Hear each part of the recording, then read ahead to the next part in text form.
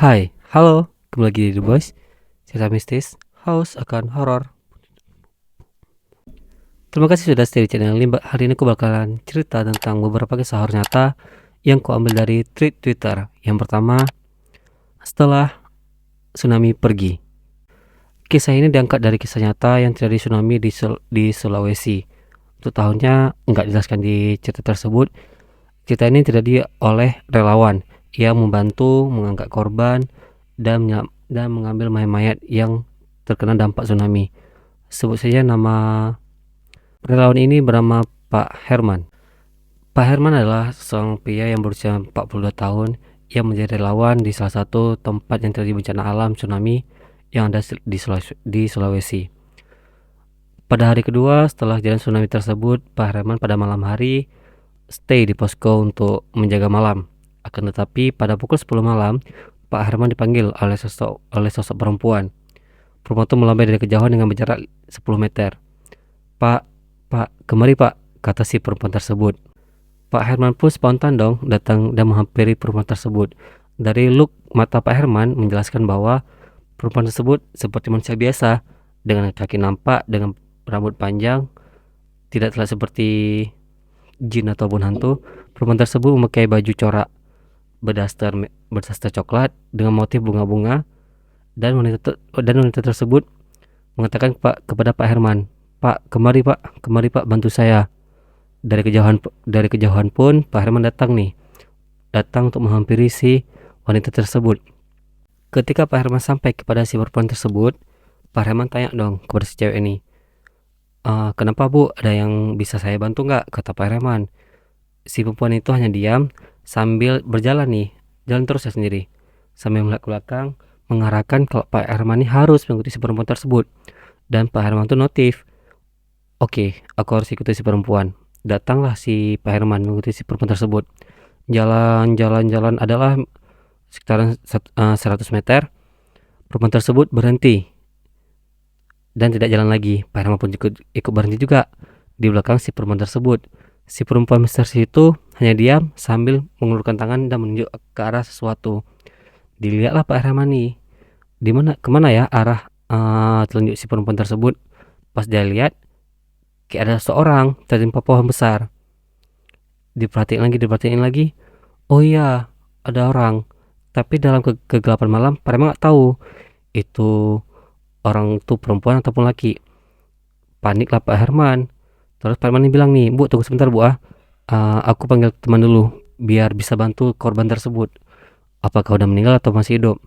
Ya tentu saja pada jam 10 malam Pak Herman nggak berani dong ambil tindakan sendiri. Pada saat itu datanglah Pak Herman panggil kawan-kawannya untuk menuju ke tempat yang dia lihat sosok mayat tersebut.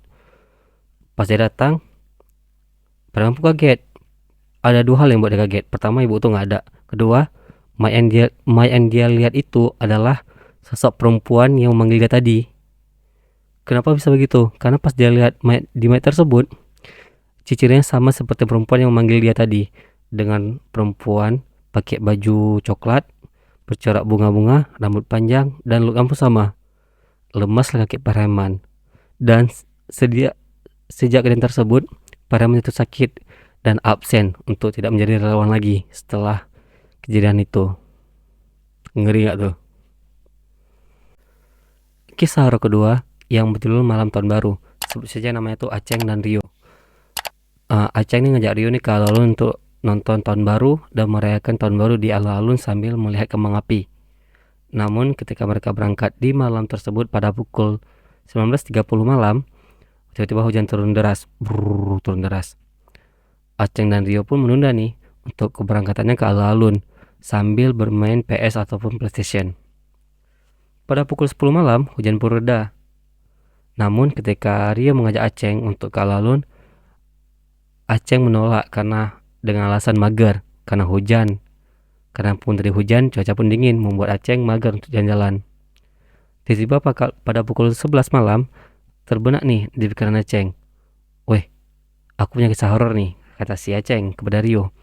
Katanya di Jalan Mawar ada kebun bambu. Di situ dikata banyak tuh yang melihat sosok makhluk halus. Tapi aku nggak tahu makhluk halus apa aja yang ada di situ. Rio pun notice dan dia juga pengen tahu makhluk halus apa aja sih yang ada di jalan mawar tersebut dan yang bertunggu di pohon bambu tersebut. Hal gila pun terjadi. Aceng dan Rio pun memutuskan untuk pergi ke jalan mawar yang ada tumbuhan bambu daripada harus ke alun-alun untuk menyaksikan malam tahun baru. Ketika Rio dan Aceng sampai nih ke kebun bambu di jalan mawar, tiba-tiba suasana agak hening. Aceng mencium bau amis dari sebelah kirinya. Jadi ini jalan nih, sebelah kanan ini ada pohon bambu, sebelah kirinya tuh ya kayak kebunnya kosong. Tiba Aceng mencium bau amis. Sedangkan Rio biasa-biasa aja. Ketika pukul 11 malam mereka itu melakukan penelusuran. Ya seperti bawa handphone, dengan cahaya dari handphone melihat ke kiri dan kanan. Namun tiba-tiba dari pohon bambu terdengar suara kresek-kresek gitu. Ya mereka pun kaget, dikira apa. Pas mereka lihat ke atas sama-sama, tiba-tiba seperti ada dua bola mata cahaya berwarna merah sedang menatap mereka. Secara spontan pun mereka lari terbirik-birik pulang ke rumah. Aceng dan Rio pun lari terbirik nih ke rumahnya. Lari sampai di rumah pun mereka nge-freeze. Mereka tidak mengeluarkan kata sepatah apapun. Mereka hanya terdiam. Dan mereka pun tidak membicarakan hal yang baru saja mereka alami kepada masing-masing. Mereka diam dan hanya memainkan HP masing-masing pada malam itu. Waktu pun telah menunjukkan pukul 12 lewat dan tahun pun berganti.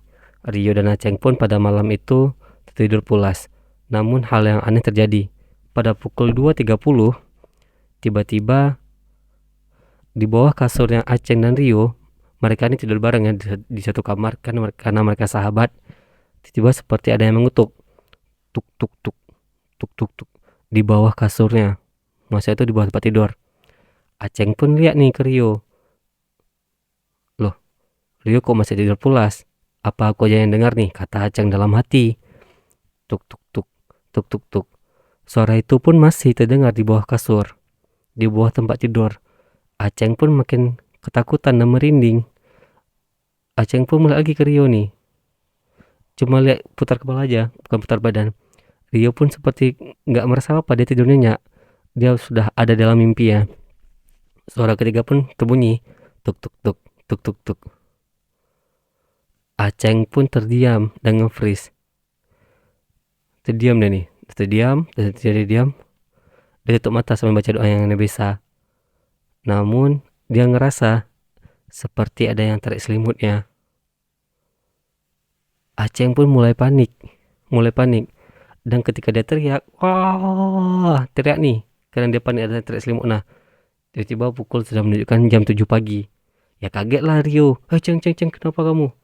Rio ini keluar nih, maksudnya masuk dalam kamar. Tanya, kenapa? Yo, kok kamu ada di luar? Kamu yang kenapa? Tanya Rio kepada Aceng. Ini udah pagi, kamu aja tak kali bangun. Lega dalam hati Aceng, karena pada saat dia bangun tuh ternyata hanya mimpi. Ketika Aceng melihat HP-nya tuh, ada notif dari ibunya suruh Aceng pulang karena jam 8 sampai jam 9 Aceng ada kegiatan yang harus membantu ibunya di pasar. Namun ketika Aceng mau pulang nih, Rio bertanya kepada Aceng, "Ceng, mau nggak kawanin aku? Aku mau belajar mobil sama kakakku," kata Aceng kepada Rio. Namun Aceng hanya bisa menolak karena dia punya kegiatan dengan ibunya. Pada pukul 2 siang, tiba-tiba masuk WA ke HP Aceng yang berbunyi bahwa kalau si Rio mengalami kecelakaan. Paniklah Aceng. Apa ini hasil dari bualan kami semalam? Apa ini hasil dari isengan kami semalam datang ke kebun bambu itu? Kata Aceng dalam hati. Namun hal itulah yang membuat mereka tak melakukan hal keisengan lagi sampai bahkan detik ini. Itulah kisah di malam tahun baru.